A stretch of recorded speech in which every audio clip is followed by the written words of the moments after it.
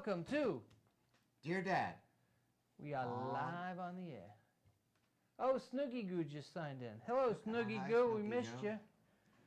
Well, I know you're wondering. All right, we're back. We're back. We're late.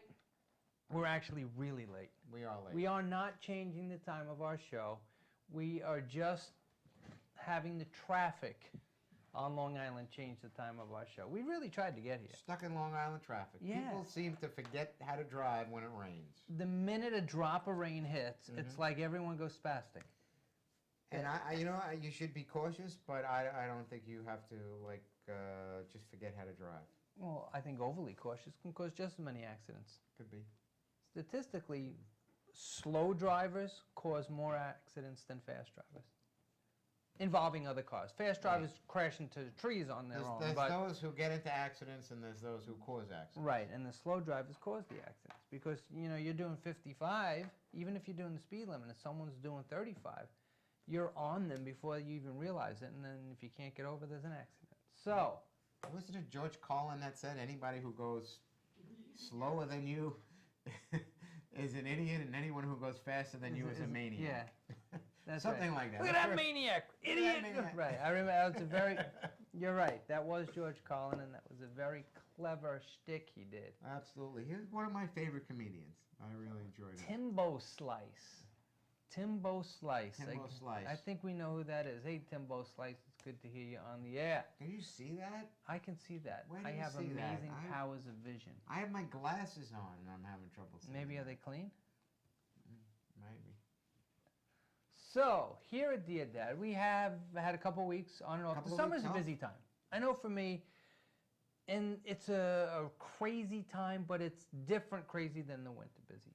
Winter busy, it's usually work and stuff like this. The summer, I'm just crazy busy doing great things, doing all the stuff we talk about. And I know you're doing the same. Yes. And I think one of the ways to show our viewers exactly, I think with Dear Dad, what we try to do is portray how you can do fun things and involve the family and really help people out, and that's what we're doing. You did something 2 weeks ago now, or a week and a half ago. Did I? What did I do? That I think was forgot really, 2 weeks ago. But what you did, I think, is really... You too. You were on vacation. Right. Well, we talked about that last time. But you went and you immersed yourself in America's game. You're a fan of baseball, yes? Yes. You love the game. I like... And everything about it. I just like baseball. Yeah. So I know you tend to be a fan of the Mets, but it goes beyond that. You love the uniforms and the structure and the management and the times and the being in the stadium and the hot dogs and just everything about the game. Yeah, I like it. I learned to like it, and I like it more now that I'm older than when I was really young, because I did more sportsman type things. Right. And now I like the spectator sports. Yeah. My grandfather, who lived in Queens when I was young, he would get tickets from the chemical company he worked. He worked for West Chemical, and they would have some tickets. And I remember as a kid, my grandfather would call up, "Come on, Danny, we're going to go to the game," and me and my brother, and we'd have our mitts, and it was just a whole event. It wasn't really about the game. It was about everything. Right. Being there with my grandfather and my father. Yeah, it was the day. About the day. And in some respects, that's still there. Would you agree? Yeah. But are we losing it? I think we're losing it because of the prices and the cost to go, and I think that there's other choices for people that we didn't have, I guess, other things that they can do that's available. At least for the cost. For the cost, right. Yeah. When you talk about, well, do I spend $300 or $400 or $500 at a baseball game for 4 people? With tickets, transportation, food, okay? Or do I spend $400 or $500 and go away for the weekend with my family? Right. So yeah, I think it's a different decision, right? I think maybe when we were younger, the decision was, do I have time to go? Is it, it's like a $25 day. Right. And most of the games were in the daytime. Right. And it was a daytime, and that was that kind of decision. Now it's become a financial decision. Right. Okay. Can I afford to go? Can I afford to go to a hockey game? Can I afford to go to a basketball game? Can I afford to go to a baseball game? And if you go and you sit in the really, really inexpensive seats, I don't know if you get enough out of the game, especially for a young person. When they're, when you're like 5 years old or 6 years old and you're way up there, you can't, there's not enough of the game that catches your eye. However, I think it's a little better now than it was. For example, Shea Stadium compared to Citi Field. If you were in the top row of Shea Stadium, there's no way you could even see the game. The newer fields, the design, they're not as high. Right. They're trying to bring the fans closer. Because I think that is part of the problem with baseball is you're losing that feel that it's everyone's game. It's not everyone's game anymore. Right. It's only people who can afford it. Right. Although I think on the flip side, teams like the Long Island Ducks, these minor league teams have seen a resurgence in fan base because you can afford it. You can go out and they make it fun. You've been to the Ducks. I've been to the Ducks. There's a lot of promotions. There's a lot of fan interaction. I've been in Bridgeport, Bluefish, and I've been to a few different of those minor league stadiums, and it's great. And I think they really do a lot of things for the kids. It's because they're trying to keep that aspect. And I think that's what baseball was like in the 30s. Right.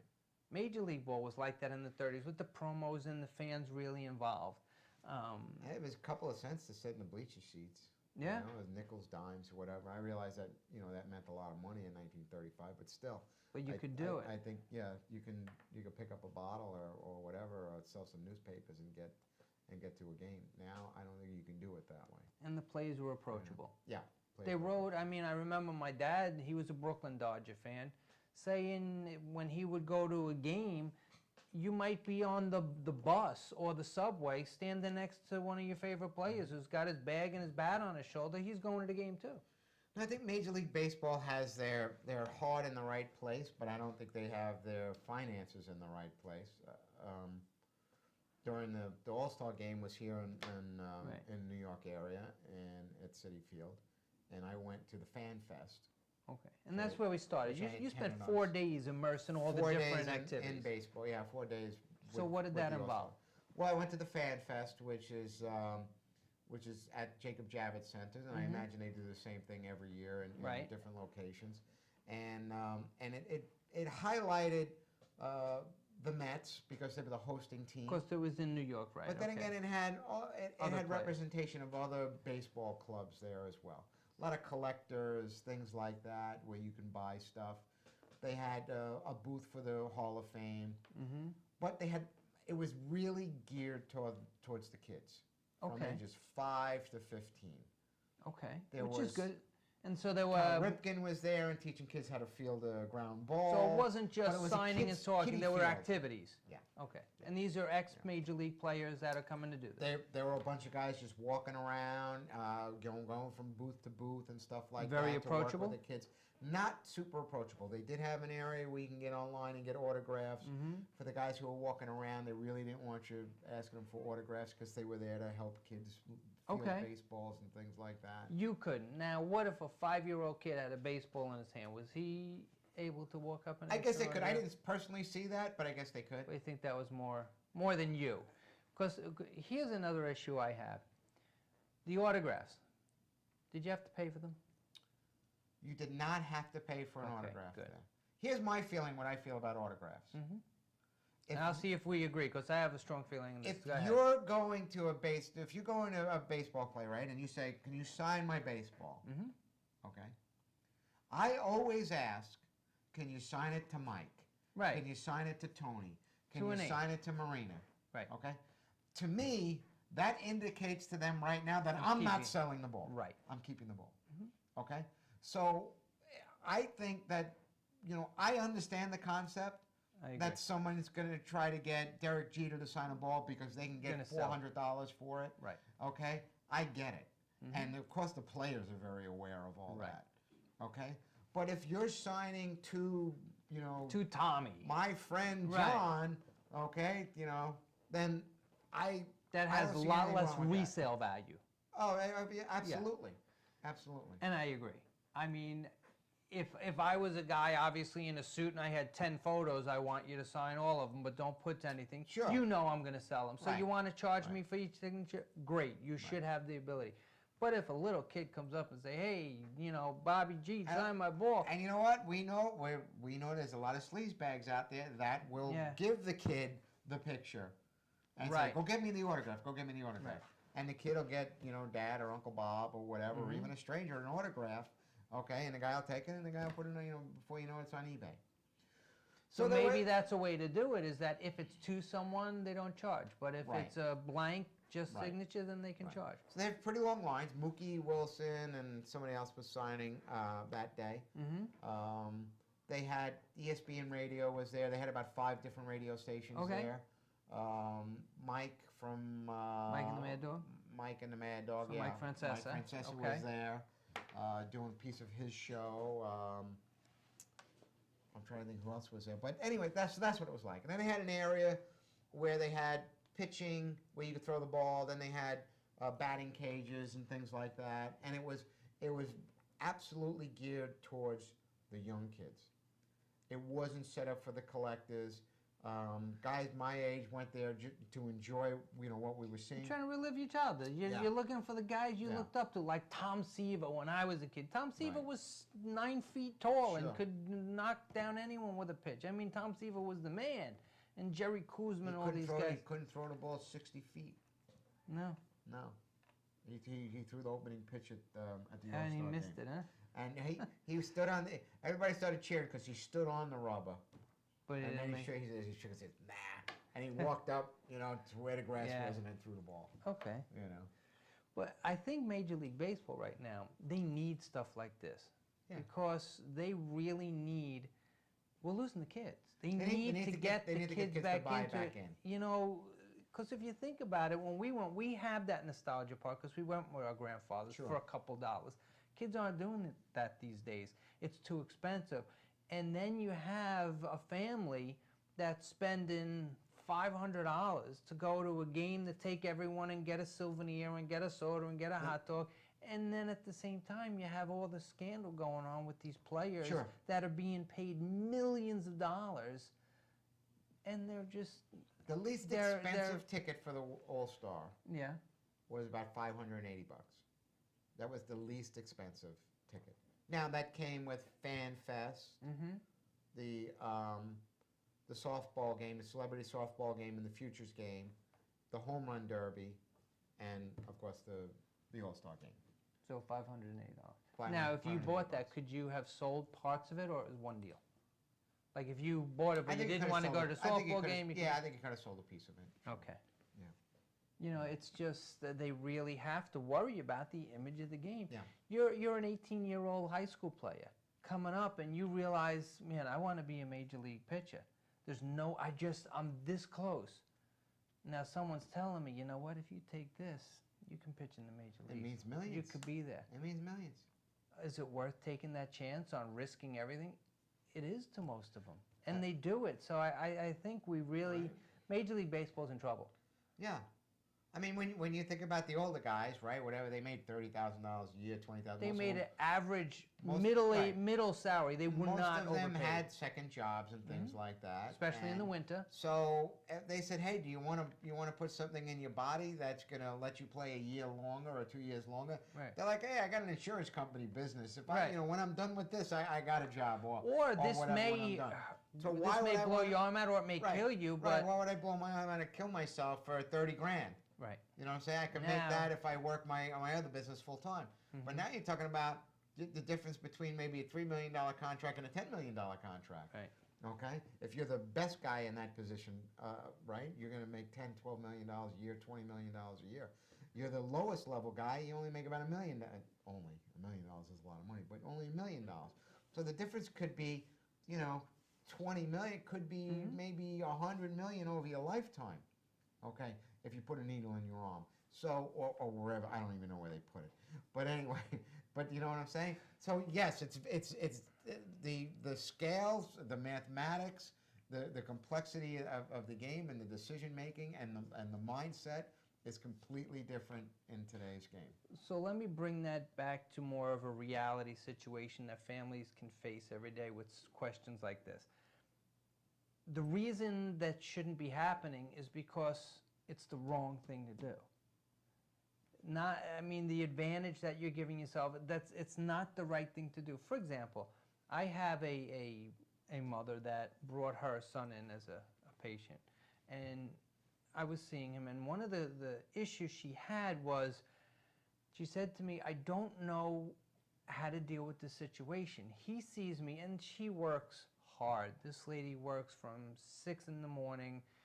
She gets off her second, third job, 10 at night. She is dog tired. She's making barely more than minimum wage. He was 9 years old, lives in an area on Long Island where there's a lot of drug traffic and stuff. He comes home and he gives his mother $400. 9 years old? Yeah, where'd you get this $400? He says, I just stand on the corner, and if I see police or someone coming, I have to go tell this guy I see someone's coming, and they gave me $400 for one day. She says, how do I tell this kid that this is wrong? Right. When he sees me working so hard to make that. What I got to do to make that, what all he has to do is stand on the corner and tell people when someone's coming for a little while. Right. How can I teach him that it's wrong just because it's wrong? And that's kind of the same thing happening in baseball. It's that advantage, and why shouldn't you do it? Well, because it's the wrong thing to do. Right. And it becomes difficult for parents to really work with that. And, you know, she has a long road ahead of her, because why is it wrong? Well, next time if someone doesn't like what's happening, he could be in the middle of gunfire. He could be the one, instead of paying him with $400, they say, I don't have cash, here's some drugs. Right. Next thing you know, he's working just to get his next high. Or he graduates to being the person selling it, right? Yeah, so to being a dealer. Hey, but we're going to give you your own corner. You've been with us for 5 years, and you know, now you're 13. You get to have your own corner. And that doesn't end there. We were talking in the car on the way here about how politicians, they're on the ethics committee, and they're the ones committing the ethical violations. Why? Because they don't think they're going to get caught. With their coat over their head. It's a tough situation. It is. It's a very tough situation. And you know, you just have to make the right choice, right? Isn't there like an insurance company that runs those ads where, you know, they open the door for somebody and then somebody drops something on the floor or whatever, and their ad is that, you know, we make the right choices because they're the right choices. Right. Not because we want anything from you or want your money. And that's, and I think that just, that needs to be taught to the kids. I think the kids need to see that. And they need to see it by example. Yeah. If you're doing things that you're just trying, like they give you the wrong change back at the store, and instead of saying, wait, you gave me the wrong change, give it back, you say, oh, look, I made $5 today. They learn that, and they learn that it's okay to do. Right. Or, you know, when mom or dad say, you know what, you can do it, just don't tell dad. Right. Or dad says, you know, it's okay, just don't tell mom. Right. What that's teaching the kid is sometimes things are okay to do as long as you don't get caught. Right. Instead of saying, well, your mom might not want to do that. I think it's okay. Why don't we sit down and talk? And it seems harmless, but it's what you're teaching them. Right. Some simple things like, how do we teach racism? If you're walking down the street holding your kid's hand, and every time a black man passes by, you grab their hand a little tighter, they notice that. And they why is this happening? Should I be afraid? Or it's things like that. Let's cross the street, or I don't like this area, or I hate driving through this neighborhood.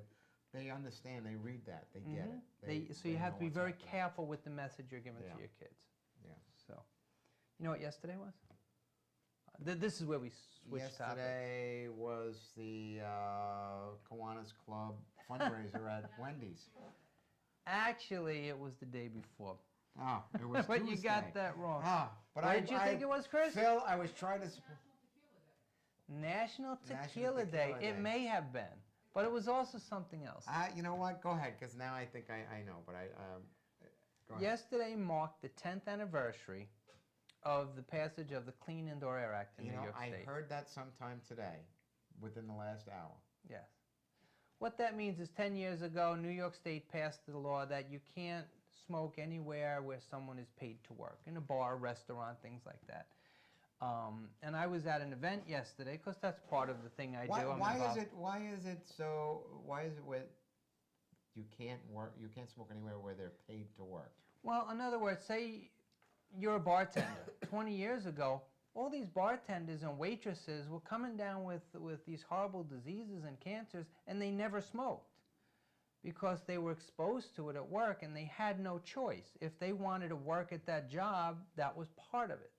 So they can't make their living because without being exposed to danger. They're forced to make their living where they're exposed to danger. Right. Okay. So and that's just unfair. Exactly. So that's sort of the law, is if someone is working, being paid to work somewhere, you can't smoke around them because they can't get away from it. They're doing their job. So it's not so much that you're offending other customers. No, that wasn't the law at all. It's more about the protection of the worker. Right, and that's really what it started. So yesterday I spent some time with the State Senator Charles Fuschillo, who was the sponsor of this bill 10 years ago.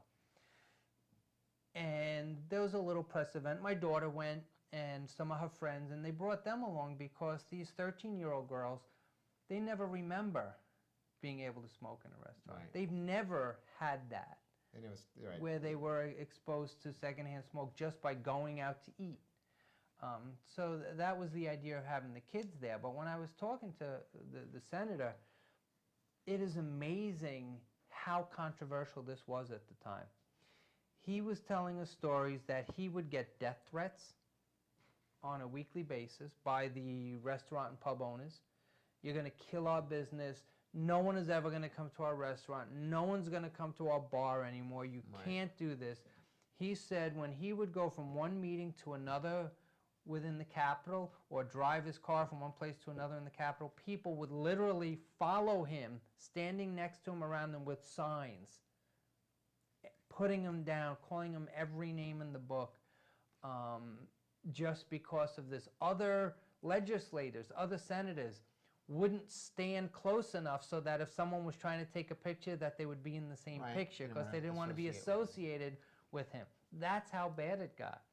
He said, he told the story how the tobacco companies are so powerful that when he introduced this bill, Philip Morris, which is now Altria, was having a shareholders meeting or a big meeting in Switzerland. So the next day after they heard this was within 24 hours, they had a room full of top executives to meet with him so they could talk. And then he's sitting next to a guy, and the guy says, "So where are you from?" He goes, I'm from, and he gave his town. He goes, "Really? So am I." He said, "Where in the town?" He says, "Well, I live." So do I. "What street do you live in?" He says, "Well, I live there too." They, in 24 hours, had found out of their millions of employees, the one employee that lives on the same block as the senator, and flew him to this meeting just so they could have someone who could talk with him. Yeah. He said that's how afraid they were, that's how strongly opposed they were, and that's how much power they had. The funny thing is, after all of this, the law was passed. It actually passed in New York City earlier. New York City had passed the ban, and then the state followed a few months later. So what's happened in those 10 years now, the same people that were threatening him, the same people that were telling him how you're going to ruin my business and you're going to kill my business and no one's going to come back, are now publicly going and saying, "I was wrong. My business not only didn't die, it thrived and got better." Because what they weren't realizing at the time is still in New York State, about 20% of the population. New York State, it's lower, it's about 15%. But let's use 20% as a general number. That means that 80% of the people don't want to sit next to someone who's smoking. And now in New York State, most smokers don't want to sit next to someone who's smoking when they're eating dinner. They don't enjoy it either. So even among smokers, they don't mind the law because they do want to have places where they don't have to deal with it. Right. They'd rather go out and have a place to smoke than just being surrounded by it. And in a bar and those days where you can't even see each other. Right. That's gone. And all the businesses across the state have benefited because of this law. Opposite of what they thought. And if he would have backed off and he would have not pushed forward, it never would have happened. So you can thank Senator Fuschillo for all the times you can go in a restaurant and not. Right. Remember what they did first? First they had these Smoking or air- non-smoking. But they had these air filtration systems, Right. which, But then they you know, had- I guess they work, but they were expensive. Big Mhm. investment on companies. Smoking, that's like having a no peeing section in a pool. Yeah. You know, it just doesn't work. So, but it was a good event, and I think he's very proud of that accomplishment. And one of the other big accomplishments he had that also he had a lot of backlash on initially was for the 0.8 alcohol level Right. to be. He was one of the sponsors who pushed that through to lower the limits so that we get more drunk drivers off the road, and I think it really has helped. So, you know, some of the politicians, as we talked before, really don't have the public's best interest at mind, but some of them do. And shout out to Senator Fischillo for his good work on that. So Nice. that's what I have to say about that. All right. Now, since we've been here, you have been to Gettysburg. We talked about that on the last show, didn't we? No. We didn't? Oh, it's No, been that long you- since we did a show? You haven't been here since Gettysburg. I guess I haven't. No. That was the 150th Well, anniversary of the Battle of Gettysburg. I Is that gotta right? tell you, Okay, so tell us. you've never been prouder to be an American than to be at the 150th anniversary of the battle on 4th of July. We're watching what these guys went through. And even the reenactors doing it, they're in full costume, heavy wool stuff, and it was hot. It was You know, that was really the way hot. Americans fought Americans. Yes. All right. Americans fought Americans, Okay. but it was for what they believed in at the time. But it was it wasn't a celebration, it was a Right. commemoration for what was going on at the time. And it was a pivotal time in our country's history. I mean, before Gettysburg, it truly could have gone that the Confederate States would have won the war. Right. It was still, nothing was said. Even after the battle, there was still a chance that the Right. Confederate States would win. Although, after Gettysburg, they never really had a significant victory. Right. You know, and a lot of people think the war started because it was Slaves. to abolish slavery. It wasn't to abolish slavery. No, it Initially, really... it was not to continue slavery in any new state that comes into the Union. So any new state would be a free state. States that were free remain free. Mhm. States that had slaves can keep slavery when it started. Mhm. When it ended, of course, it ended different. Right. But And the Emancipation Proclamation really didn't free anybody. All it really said is anyone who's a slave in the Confederate States is now free, but they Right. had no power to say that because they had already seceded. Right. But really, that isn't what the war was about. It wasn't about slavery. It was about economics. It was about the way the country was changing. The northern states had already started to move to an industrialized mode of business. Right. They were starting with steel, and they were starting with this industry where the South, all their money came from agriculture still. Cash crops, tobacco, cotton, things like this. The plantation were a big thing. And financially, there was no way to make money if you had to pay all these people to do those jobs. Those jobs of so they manually, thought. so they thought, That's so what they thought, manually picking the crop and because at that point they didn't have machines to Right. do this. It had to be done by hand, and it was so labor intensive. Cotton gin didn't come around until Not after yet. that, right? Right. And it was so labor intensive that to pay the people, there would have been no money, and that's what they were thinking. That's what they Instead of thought. saying, what we need to do is invent machines Right. to help with the labor intensive stuff. So what it Well, I was think more... even as early as Washington, even him and Jefferson understood that it would be cheaper if I paid them a salary and they were responsible to feed themselves, house themselves, and doctor themselves Some than if I had to understood that. support them. Right. But that's just the way it was done, Mhm. and it was accepted, and they continued to do it that way. So in my opinion, the war was more over the North was moving forward, and the Confederate States were looking to remain the way they were, and it just didn't jive. And the It Northern- became slaves because that was just the common ground there, but it wasn't really about slavery. Right. And then what happens is the free states, like Illinois and those states, which were now in Ohio and West and Ohio, Virginia, which were producing goods, foods, okay, that were and things agricultural like that, type were state, agricultural type state, were supporting the North, right? okay, in product. Right.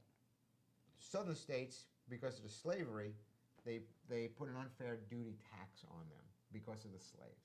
Right. Okay, so they said if you're going to have slaves, okay, then you should be paying export duty from state to free states. Correct. So now their crops became more expensive than the free state crops, and their economy really started to falter. Right. So the big fight, their initial big fight was, you got to get rid of the duty, you got to get rid of the duty, you got rid of the duty, which you got to get rid of your slaves, and we're not getting rid of our slaves, you're not getting rid of your duty, and then we... Right. So the war didn't we start in disagreed. 1862, it started in 1832, Right. way Right. before this, when kind of the same reason the Revolutionary War was But for, tell me unfair about- taxation. Tell me about Gettysburg. Okay, so on Gettysburg, there was 200,000 people there. People Whoa. everywhere. 16,000 reenactors. Now these reenactors, they are some real dedicated people. How many people fought in the war? Did 16,000 fight in the war? In that In battle? the reenactment, No, in the battle itself. the battle itself, oh, there were There 90,000 was soldiers in several Gettysburg. battles going on at once. Over the 3 days, 90,000 troops were involved. Oh, okay. Almost 100,000 men were involved Okay. over the 3 days of Gettysburg, in the original one, not the reenactment. But these reenactors, they pay for all the stuff themselves. They pay to get there. They pay for their costumes, and everything has to be totally authentic in order for you to participate. You couldn't Slightly have... more than a hobby for these. It's like Oh, it's their passion, right? Yeah, you Okay. can't have plastic rim glasses. You have to have the right kind of glasses. You have to have the right kind of shoes. Everything has to be authentic. In the Civil War, many girls went off to fight, but they went off as boys because girls weren't allowed to fight. So if girls want to participate as reenactors, you can't be able to tell that they're a girl from more than 15 feet away. Like if you get closer than 15 feet, you can tell, but from far away, they can't appear to be a girl. So they have to dress as a boy would and use compression, clothing and stuff, to short hair, to go as, pass themselves off as boys. So there's rules. You have 3 different type of reenactors. You have the infantry, which are your foot soldiers, and they're guns, and their guns are real replicas of Civil War firearms. Most of them, they just fire, black powder. They don't use a projectile. Right. Then you have the artillery, which are these groups that buy and put together and maintain a cannon, usually, and the equipment that goes with the cannon, and all the stuff that with the horse drawer and, Right. and the carriage. Beautiful pieces of beautiful guns, just the way they maintain them. And then you have Armament, yeah. the cavalry, which are guys who fight on horses, and they bring their own horses and they maintain their horses in hundreds. So when they did a reenactment of a cavalry battle, you had 300-400 men on each side on horses charging at each other. Right. Now these aren't your everyday horses. You got to remember, this is now a horse with 10 feet away, there's a cannon going off. Now there might not be a projectile coming out of it, but there's a loud Right. bang coming out of it and smoke and fire that would spook most horses. So these are what they call army horses that are trained to stay calm with all the noise going on around them. I was very impressed. I was very impressed at the level that these guys and women take it to. In the field, after they're doing the reenactment, once they lay down as if they were wounded or injured or killed, the women who were not portraying soldiers but were portraying like the nurses, and a lot of Right. times the wives followed the men into the battles. So they would they- come around with pails with water and tend to the guys who were down as if they were in battle. They have these horse-drawn ambulances and things like that. The question was, well, how do they know who has to die in the battle? And it really is when you run out of ammunition, then you Lay down. fall down. But the level of professionalism from these was amazing. Yeah. And when I say before that it made you feel proud to be an American, it wasn't just the battle. It was the start of the day. Everyone there, 200,000 people singing the national anthem. And not just standing there while someone sings it. Everyone was singing it. Everyone says the Pledge of Allegiance. Everyone, you know, it was just, they're proud to be an American, no matter which side you're on. Right. I mean, I have a New York accent. And I was sitting next to this one man for a good half part of the day from Virginia. And we were talking and everything else. And at the end of the day, when I said goodbye, and what does he say to me? He says, "Goodbye, Yank." Yankee. Goodbye, Yank. But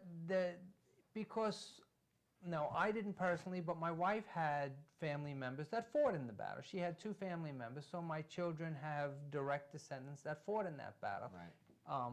For the Union, obviously, and this man from Virginia had family who fought for the Confederacy, obviously. So that we're sitting there and really commemorating this together shows, you know, we're a nation. We are one again. And the fact that they were able to pull the country together after this was a big job. Oh, yeah. And I think it really had to do with the character of people like Lincoln and Grant even. Ulysses Grant, he was the one who really refused to allow them to be punished. Right. You know, there were certain sanctions, and they weren't just freely welcomed back in. There were obviously some sanctions put on them, but he wanted to make sure that they weren't so severe that it would really cripple them. Right. It wasn't about, you know, dividing the country. It was about unifying the country. Right. And that's without just saying, oh, like this never happened. Right. But he made sure that they were brought in the right way to really pull the country together. And the country came together rather quickly. Yeah. I mean, you got to remember, less than 50 years later, we were fighting World War I as one nation, probably the strongest nation in the world at that point. And that's 50 years coming off of a war that divided the country. Yeah. So. But you know, anytime, and I was never big on these reenactors. Now I would definitely go see them again. Obviously, if you go to a local one, there's not going to be as many people. This was, from what they said, was the largest one ever assembled. That many people on the field at once. I guess there's factions of them in every state, I would think. Every state has something that does it. Even like California, while they didn't have any true groups from California, there were like this, I think it was the 72nd Pennsylvania, or one of them, were made up of people from California that wanted to fight, so they came here and they formed up in Pennsylvania because California couldn't send someone. Well, so, it's a population of people who are descendants from this area anyway, right? So and not only these reenactors are not just Americans. There were many reenactors from England, Germany, Poland, Italy, that either just have a fascination with the war, because it was different than other type of wars. It was, as they say, brother versus brother, or they had family that were here at that point, and then they went back to their country. So they, even though the past 3 or 4 generations have been in Italy, they had family that fought in the war. So it was very interesting. It was a very different vacation, but I had a really good. Kids enjoyed it? They did. You know, it was hot, and it was hard to get out of the sun. So some days it was a little bit, you had enough. You guys are all pretty fair too, so you had to take care. And how they did it is they staged 2 major battles each day. Saturday they did 3, one at like 11 o'clock and then one again at 4 o'clock or 5 o'clock. Not in the heat of the day, because these guys. Right, also, and in between, everybody was dressed in flannel, right? Or whatever they wore. That's right, wool. Wool. Thank you. And in between, you'd walk around to what they called the reenactment village, and some of the people, their tents were way off to the side, and you didn't go there. That's where they were staying. But then there was what they called the living history village, which was hundreds of tents, and there you had reenactors who would stay in character the whole time they were there. So if someone was portraying, at that point though, they were in the shade, they had drinks, they were in their tent, but someone was portraying General Longstreet. You could walk up and ask questions. Like if you were a history buff and you knew something about it. So Longstreet, in the battle here, what happened? And they knew enough to talk about it. Or if someone was playing this general, or someone was portraying a surgeon, they would have all the kits of a surgeon and say, well, this is what I would use this for. Or someone was an undertaker, someone was a dentist, someone was the cook. They had a whole setup where they were cooking the same way, where they would It was dig like a a living hole. museum. It was a living, right, the living history area. It was very interesting because the blacksmith was shoeing the horses, and the cook was Right. had a big piece of meat on a spit that he was slowly turning to cook it, and it was just very, very interesting that the portrayers, if they were portraying a particular character, and most of them were your higher ranking officers, they were experts in that particular person. They knew everything about it. They could debate you on issues that they did, you know. Well, when General Lee did this to you, what did you respond, or why did you respond this way? Right. And obviously there's probably some bias or their take on it, but it led for some lively discussion. Watching some African Americans talking to people who were portraying Confederate officers and stuff, and it was just very, very interesting. Very interesting. So, a vacation Sounded I like a definitely great would recommend. weekend. It was. It was. Yeah, week. It was something you can't do again. Yeah. You know, at least they only do it every 5 years. They do a major reenactment. Right. But it's something to 5 years from now, something to think about. Very cool. And looks like our time is sort of running out here. You know, a little bit. A little bit. What do you have coming up? I know you're going away. I am going away. We're You're going keeping down in the a little bit theme? more baseball. Yep. Baseball. Yep. Going down to Washington and then Baltimore, so that should be interesting. But this isn't just a regular so no baseball. show for disco this weekend. You know that. Yeah. This isn't a regular baseball outing. This is getting back to where we started the show. This is baseball and Family. family. Yeah. Because one of the parties... Baseball is an excuse for us to see each other, the cousins to get together and see each other. You hold your family gathering around the baseball theme. Yeah. And one of the members that was part of this, you've been doing it a number of years, Mm-hmm. recently passed. Yes. And instead of just saying, you know what, since he's not here, we're not going to do it anymore, his son went the opposite. Right. And he says, we have to do it. We're doing it because this is what my father would want us to do, and this is how we're going to stay in touch with each other, and that's it. So baseball is kind of like the bonding agent, I guess, in this mix this weekend. And every player needs to hear that. You know, so the game is way bigger than they are. yeah. And I don't think all players understand I that. don't think they get it. Young guys probably don't get it, you know, No. and older guys, there's not all of them can grow to appreciate it. Let's put it that way. So do you think someone like a Mark McGuire, now that he's older, Yeah, I do you think think he regrets I think he does. I think he. Oh, does he regret regret what he did to the game? And like a Sammy Sosa, I- to the point where they sort of started this, and maybe that wasn't their intention, but they look back and go, what the hell did I start? What did I create?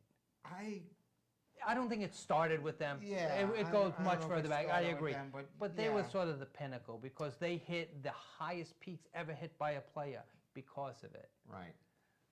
So I wonder if they look back with regret and say, I don't know if I would do it the same way. You know what? I guess at the time, it was. It was thing to do. They were making money. They felt great. Yeah, it was. Hey, this is the vitamin, right? Everybody loved them, This right? is our vitamin. This is our caffeine. This is our energy drink. Whatever it is that of the day. That's probably what it was. Yeah. Now, when you analyze it a little bit closer, you know, it's it probably did give me an advantage over someone who wasn't doing it Right. when I was doing it. Right. Okay? Didn't mean they couldn't do it when I was doing it, but they chose not to. They wanted, right. They chose not to, or they didn't even know it was available to them at that time. But I mean, that's probably a little naive. I on my personally would like to believe that they regret it. part. but I Yeah, don't know. it's hard to say. That's a little It's hard to say. Pollyanna of me. I think they regret that they're going to have trouble getting into the Hall of Fame because they might have had borderline Hall of Fame careers. Yeah. Yeah. Well, at least, yeah, I would agree. And then you think of someone like a Pete Rose, who has been vilified. Yeah. And For gambling on for baseball, whether but- he did or he didn't. I mean, I but think even they're pretty and the sure he gambling did. on baseball, he always gambled that he would win. It wasn't like he was gambling against I it. don't He know. was just such a big-headed guy and thought he was so good that he never bet Doesn't against. look like the kind of guy who did it for the money. No, but make well, money. the old thing was, oh, I'm going to throw the game so we lose. Right. He was betting the opposite. No, I'm going to make us win. Bet on me, not against me. Right. Because that you can't control how good you play. But yet he has been just crucified over this. And in my mind, that in comparison to what some of these other guys do, not that it's right, but I don't think it had the impact on the game that these other guys do. And they probably stand the same shot as he does of getting in the Hall of Fame. Slim to none. I feel sorry for Rose. I do. I do too. You know, because I think he's a guy who really deserves to be there. He was, in my mind, one of the guys who loved the game so much. Yeah. And that's the only reason he bet on it, is because he just loved it so much. He thought he could really change, you know, I don't think he had a malintention in his body when he did it. He was the shoeless Joe. He was the guy who would have sold his soul to the devil just to get an extra baseball, right, an extra year or an extra whatever. Charlie Hustle, that was his nickname. Yeah. Charlie, because now on the other hand, here we go. We got to end here. But if in his day steroids would have been available to give him that advantage, I wonder if he would have been using them. I don't know. He might have. Because he was that. There were guys that were purist. Yeah, hopefully he would have been a purist. You know, just like your reenactment guys. Right. Right? There's guys who would like to do reenactment but said, I can't wear that wool uniform, it's too hot. Right. And there's guys who couldn't do it any other way but wear the wool uniform. Yeah. You know, and that's the way it is in anything, I guess. But well, I hope you have a wonderful weekend with your family and you in the enjoy game your of weekend? baseball. Yeah, we're having a girls' weekend. An outdoor sporting event. What I mean by that is my daughters, and I'll be quick, they're always a little jealous that we go out doing the scout stuff and my son gets to do the scout stuff and he goes shooting and riding the quads and doing all this fun stuff. They said to me, I want to do that. Why can't I go do shooting and do the quad riding and do all this outdoor stuff? I like it too. I said, you're right. So this weekend we're going up to one of the areas we usually go with scouts, and they're going to get the Boy Scout experience. They want to do all this fun stuff out in the woods, right. And so that's what we're going to do. So it's my daughter's getting a chance to do all the stuff that me, like an idiot, didn't realize they always wanted to do in the first place. So that's what we're doing. And have a good time with it. Thank you. Enjoy. Tony, have Till a good next week. Chris, thanks for everything. Thanks, and Christine. you can take us out. Good night now.